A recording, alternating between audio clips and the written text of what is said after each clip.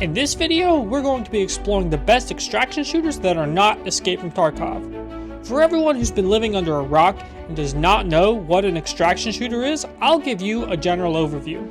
Before you even spawn into the game, you need to make a risk-reward decision. You need to decide how much gear to bring in. The better the gear, the better the chances that you'll dominate the match. But if you don't make it out alive, then you lose everything that you brought in with you. The goal is to fight NPCs and other players, complete quests or objectives, then, before time runs out, you'll need to find an extraction point and make it out alive. Escape from Tarkov invented this style of game and made it popular, but the issue with Tarkov is its steep learning curve and surplus of hackers, which makes it almost impossible for new players to get into. Every time I start getting back into Tarkov, it feels like a part-time job just to keep up with other players. I've been playing extraction shooters for years, so I've been keeping an eye on these games and their progression along the way. These are the top 5 extraction shooters that aren't Escape from Tarkov. Coming in at number 5, we have Deep Rock Galactic. Deep Rock Galactic is a 1 to 4 player co-op FPS featuring badass space dwarves.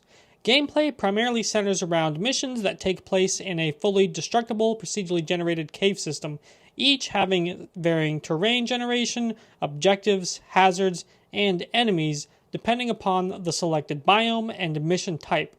Upon landing in a cave via an orbital drop pod, players must complete a mission objective such as mining resources or repairing abandoned equipment. While doing so, they must fight hostile aliens, manage a limited supply of ammunition, and navigate the cave. Once the objective is completed, players can start an extraction sequence where players must backtrack through the cave to an escape pod in order to safely exit along with all their collected resources. Deep Rock Galactic has a very welcoming community, especially for an extraction shooter. Personally, I was never able to get super into Deep Rock Galactic, but a lot of my friends have really enjoyed the game, which is why it made it onto the number 5 slot. Coming in at number 4, we have Dark and Darker. Dark and Darker is an unforgiving hardcore fantasy PvPvE dungeon adventure game. Band together with your friends and you'll use your courage, wits, and cunning to uncover mythical treasures, defeat gruesome monsters, while staying one step ahead of other devious treasure hunters. If you die in Dark and Darker, your teammates can revive you by picking up your soul and bringing it to an altar. Dark and Darker is one of the more challenging games on this list, so if you enjoy the difficulty of Tarkov, but with a medieval fantasy twist, then this is the game for you. Coming in at number 3 is Hunt Showdown. The year is 1895 and you are a hunter tasked with eliminating the savage, nightmarish monsters that have infested the Louisiana Bayou. Play alone or in teams of 2 or 3 as you search for clues to help you track down your target and compete against other hunters who are after the same reward.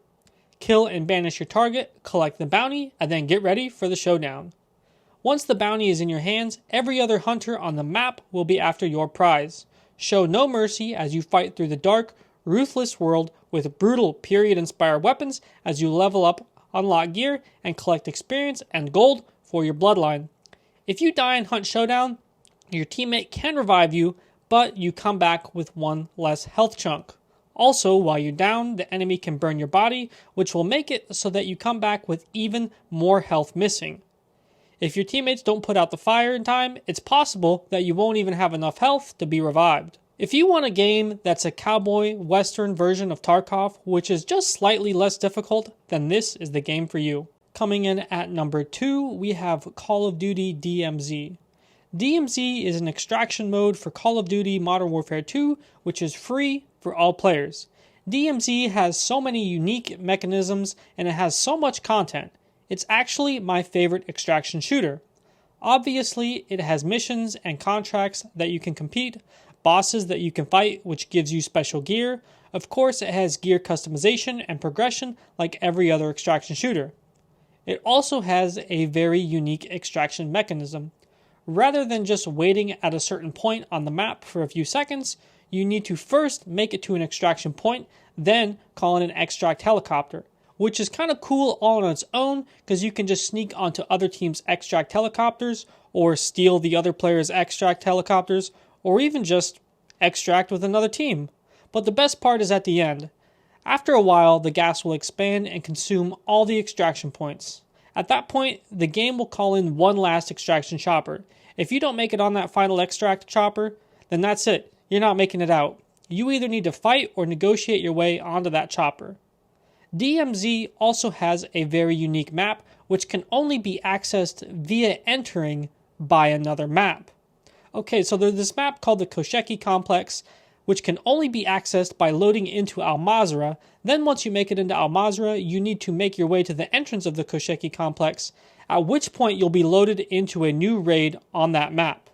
I wish other games implemented something like this. When you combine these two mechanisms, it makes for some very interesting gameplay where you need to make the tough decision of fighting it out at the final extract or making your way to the Kosheki Complex and going for the double or nothing play. If you die in DMZ, then you can always be revived by your teammates, no matter how much time has passed. But this is where we run into a third, very unique mechanic. If you die, then you can actually plea with the other team, which sends out a notification to everyone on the map that if they choose to revive you, then you join their team. As you can imagine, this is a very overpowered mechanic and had to be nerfed. You used to be able to combine 2 squads of 3 into a platoon of 6, but now you can only have a maximum of 4 players on a team. Another huge plus is that Call of Duty DMZ is available and actually easier to play on the console. I play DMZ on the PC, but I play with a controller. Unfortunately, Activision has decided to stop updating DMZ, which means that the game is essentially dead.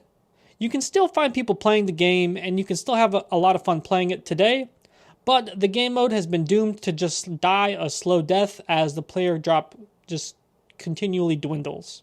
Coming in at number 1 is Marauders. Marauders is a tactical first-person multiplayer shooter set in an alternative 1990s where the Great War never ended.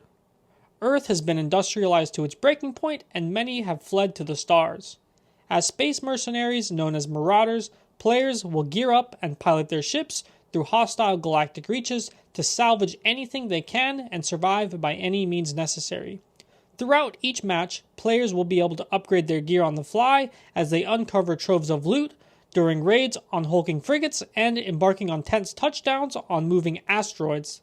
They'll also be able to keep a close watch for others looking to do the same and end their expedition with a bullet. My favorite thing about Marauders is how simple the gunplay is. A lot of extraction shooters have deep and complex shooting mechanics or complex ammo and armor interactions. Not Marauders. Its gunplay is very simple with recoil that is very simple to learn.